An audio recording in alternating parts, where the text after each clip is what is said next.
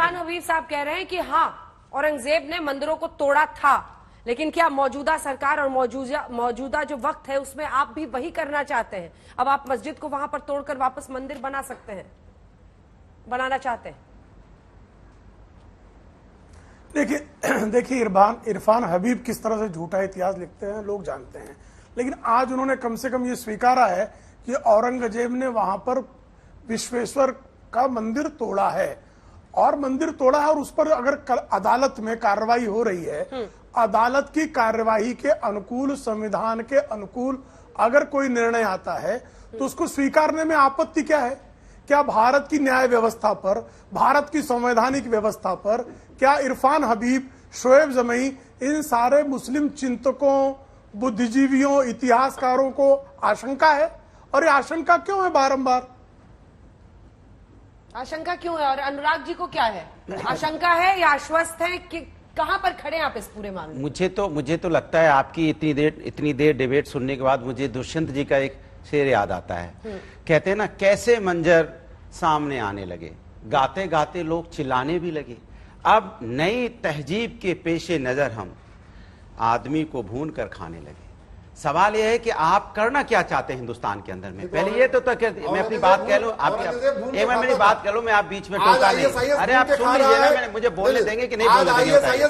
आपके बीच में नहीं बोला था, क्यों आप परेशान हो जाते हो? आपके पेट में दर्द कोई किसी के बीच में ना होने लगती है। अरे सुन तो लीजिए, अश्विनी जी, औरंगजेब के साथ आप औरंगजेब के साथ आप देश को बर्बाद करना चाहते हो, आप देश में लड़ाई झगड़ा फैलाना चाहते हो, आप देश के औरंगजेब के गलत कामों के खड़े हो गए। हम नहीं हैं, आप औरंगजेब के गलत कामों के पीछे खड़े हो गए। अश्विनी जी प्लीज करते हैं। हम कहते हैं जहां मंदिर था, पहले मस्जिद होगा, फिर मंदिर हुआ, फिर मेरी बात आपके बीच में नहीं बोल रहा हूं, नहीं बोल रहा हूं, पहले नहीं बात के बीच। सुनिए मेरी बात, मैं बात पूरी करूंगा। अश्विनी जी पूरा करने दीजिए, उनको पूरा करने दीजिए प्लीज।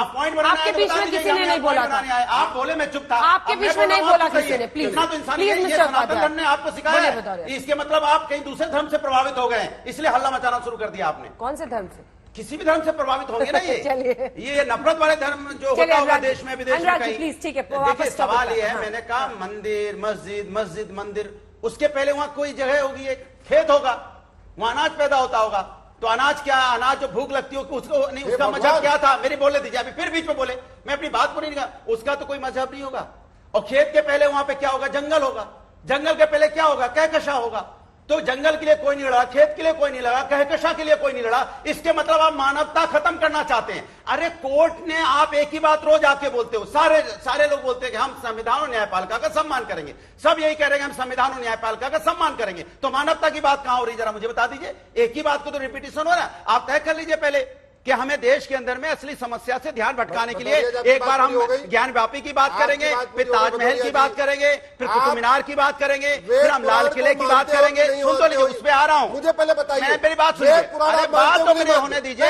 नहीं, इतना टाइम हमारे पास नहीं, मैं आपको बोलने नहीं दूंगा। आप मेरे बगल में बैठे हैं, आप बोलिए, चलिए आप बोल के दिखाइए। आप बोल के दिखाइए। आप बोलते रहे तो मैं अपनी बात पूरी नहीं करने दे रहा हूँ। एक सवाल आपको यही नहीं पता, जब पुराण में वहां पे काशीडोर के मंदिर थे, क्यों तोड़ा दिया? तब कहां गए थे आप? वकील बने घूमते हुए के टाई लगा के घूम रहे। पुराण प्राचीन काल के मंदिर था जिसमें पुराण में और टूट गए, और आपने तब कुछ नहीं बोला।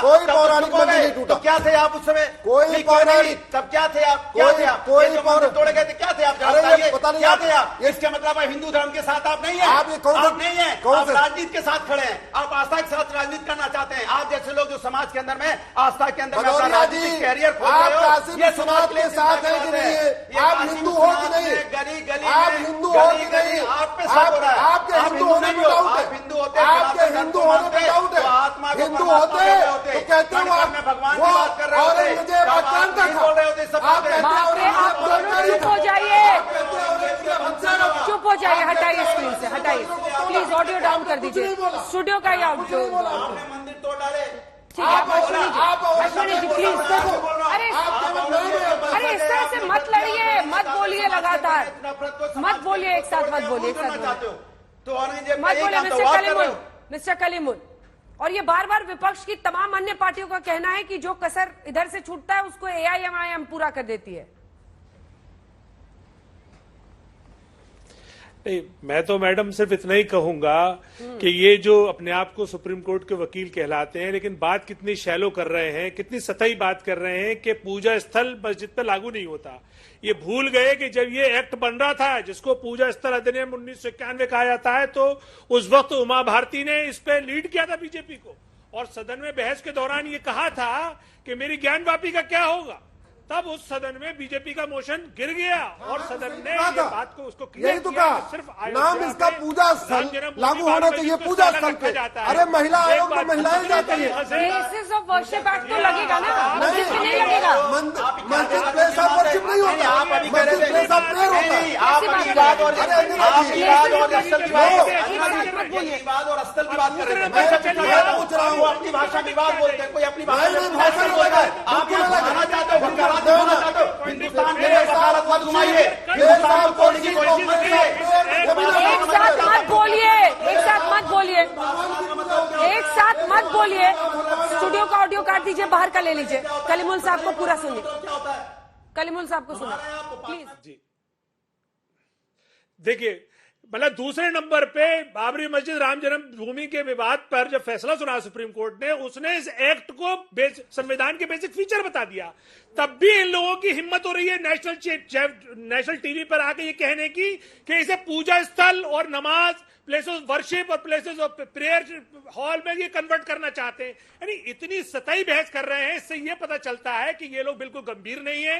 ये मामले को सिर्फ जो बहुसंख्यक वर्ग है उसकी भावनाओं को भड़काकर ये एहसास करा रहे हैं कि शायद ये कैसी बात कर रहे हैं आप अश्विनी जी? अरे सुनिए तो, मॉस्क में नहीं लगेगा। यस, कैसे क्या कर रहे हैं आप? मैं आपसे पूछ रहा हूँ, जहाँ पे तो फिर इस कानून को चैलेंज करिए। मैंने चैलेंज किया हुआ है, मत मैंने ये कीजिए, विड्रॉ किया हुआ है। एक सेकंड, आवाज बोलिए। मैं सीधे सीधे कह रहा हूँ, अदालत में एक मिनट सुन लीजिए। ठीक है मिस्टर कलीमुल इसी पे जवाब दे रहे हैं। रुकिए सर, रुकिए। एक सेकंड बोलिए। ये हिंदुस्तान है। पूजा स्थल का मतलब हो जहाँ पे उपासना नहीं होता, पूजा स्थल का मतलब जहाँ भगवान हो, जहाँ भगवान की आराधना हो, और प्रार्थना स्थल का मतलब जहाँ बैठ के प्रार्थना किया। जिस तरीके से सड़क पे नमाज पढ़ने से, जैसे सड़क पे नमाज पढ़ने से मस्जिद नहीं होती, जिस तरीके से रेलवे स्टेशन में नमाज पढ़ने से मस्जिद नहीं होती, ऐसे मंदिर में नमाज पढ़ने से मंदिर मस्जिद नहीं होता। वन से टेम्पल, ऑलवेज ए टेम्पल।